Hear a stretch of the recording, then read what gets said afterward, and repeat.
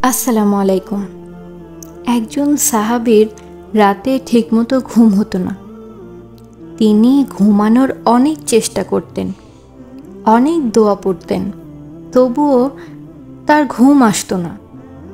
তার নাম ছিল যায়েদ ইবনে সাবিত রাদিয়াল্লাহু আনহু, বিখ্যাত ওহী লেখক সাহাবী। তিনি আল্লাহর হাবিব সাল্লাল্লাহু আলাইহি ওয়াসাল্লামের কাছে গিয়ে তার অনিদ্রার কথা জানান। রাসূল সাল্লাল্লাহু আলাইহি ওয়াসাল্লাম তাকে একটি দোয়া শিখিয়ে দিলেন। এই দোয়ার আমল করার পর ওনার অনিদ্রার সমস্যা কেটে যায়। দোয়াটি আমি আপনাদের মুখস্থ আর বোঝার ক্ষেত্রে অর্থসহ ভিডিও ডেসক্রিপশনে দিয়ে দেব। গবেষণা করে দেখা গিয়েছে প্রায় 30% মানুষের ঘুমে সমস্যা হয়, ঠিকমতো ঘুম হয় না। ঘুম হলো আল্লাহর দেয়া একটি নেয়ামত। এটা রিজিক। আমরা রিজিক বলতে শুধু খাবারকেই মনে করি, আসলে তা না। খাবার, টাকা, পয়সা হলো রিজিকের অনেকগুলো ভাগের মধ্যে একটি ভাগ।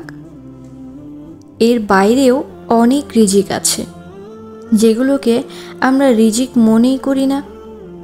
তোমার টাকা, বাড়ি, গাড়ি সবই আছে, কিন্তু তুমি ঠিকমতো ঘুমাতে পারো না। তোমার ঘুম হয় না। ঘুমের ঔষধ খেতে হয়, বা ঘুমের ঔষধ খেয়েও ঘুম আসে না। তাহলে তুমিই জানো এই সমস্যা কত কঠিন, কতটা কষ্টের, কতটা জটিল। জানো, অনিদ্রা মানুষের সুখ কেড়ে নেয়। তোমার যদি এই সমস্যা থেকে থাকে, অবশ্যই তুমি জানো, মানুষের মেজাজ নষ্ট করে।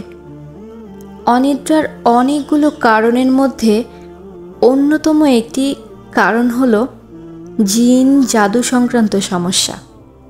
জিনের আসর বা জাদুর লক্ষণের মধ্যে অন্যতম একটি লক্ষণ হলো রাতে ঠিকমতো ঘুম না হওয়া, একবারে শেষ রাতে ঘুম আসা, ঘুমালেই দুঃস্বপ্ন দেখা। এই জন্য ঘুমের আগে অনেক প্রস্তুতি নিতে হয়। চোখে ঘুম আসলো আর ঘুমিয়ে গেলে, এটা মুমিনের কাজ না। বেশিরভাগ মানুষই এই ব্যাপারে সচেতন না।